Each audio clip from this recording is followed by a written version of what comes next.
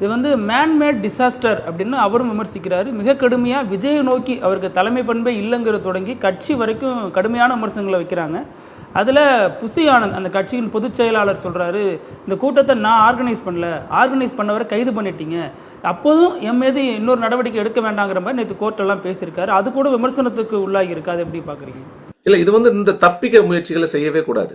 என்னன்னா இந்த இடத்துல எல்லா விஷயங்களையும் டிஸ்கஸ் பண்ணணும். ஒருத்தர் வந்து இது எவ்வளவு என்னன்னா ஒரு கோழைத்தனம், இது மிகப்பெரிய கோழைத்தனம். உங்களை நம்பி உங்களை பார்க்க வந்த இத்தனை பேர் இறந்து போயிட்டாங்க, அத்தனை பேரையும் தங்களை காப்பாத்திக்கிறதுக்காக கம்ப்ளீட்டா கைவிட்டுட்டீங்க, முழுசா கைவிட்டுட்டீங்க. ஒரு அஞ்சலி கூட்டம் கூட நடத்தாத ஒரு கட்சியா இருக்கு. அஞ்சலி கூட்டம் நடத்தாம ஆயுத பூஜை கொண்டாடிட்டு இருக்கிறீங்க. அந்த உயிர் போன ஒரு வீட்டுல வந்து இது எவ்வளவு நீங்க நம்ம யோசிச்சு பாருங்க. ஒரு உயிர் போன வீட்டுல திரும்ப பூஜை பண்ணிட்டு இருக்கோமா, கொண்டாட்டங்கள் நடத்திட்டு இருக்கோமா, ஒரு வீட்டுல அதை நடத்திக்கிட்டு இருக்கீங்க.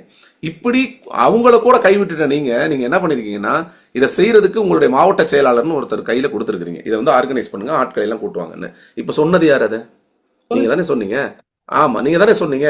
இப்ப அந்த இடத்துல அவருக்கே பல விஷயம் தெரியாது. இங்க எத்தனை பேரை கூட்ட போறாங்க, யார் என்னென்ன பண்ண போறாங்கன்னு அவருக்கே தெரியாது. இன்னொன்னு, போய் கையெழுத்து போட போகும்பொழுது அவர் மட்டும் போனாரா? உங்களோட உறுதியையும் வாங்கிட்டு தானே வந்து செஞ்சது. ஏன் இதே கோர்ட்ல நீங்க பேசும்பொழுது அதற்கு என்ன ஒரு உதாரணம் சொல்றாங்க அப்படின்னா, இதே மாதிரி திமுக கூட்டத்தில் நடந்திருந்தால் அந்த கட்சியின் பொதுச் செயலாளர் துரைமுருகனை போய் கைது பண்ணிருப்பீங்களா?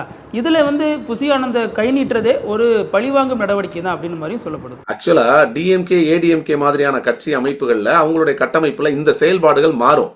இங்க என்ன நடக்குதுன்னா, இவர் ஒரு முதலமைச்சர் வந்து திமுக சார்பில் ஒரு கூட்டம் போடுறாங்க, இல்ல மிஸ்டர் எடப்பாடி பழனிசாமி வந்து ஒரு கூட்டம் போடுறான்னு வச்சுக்கோங்க.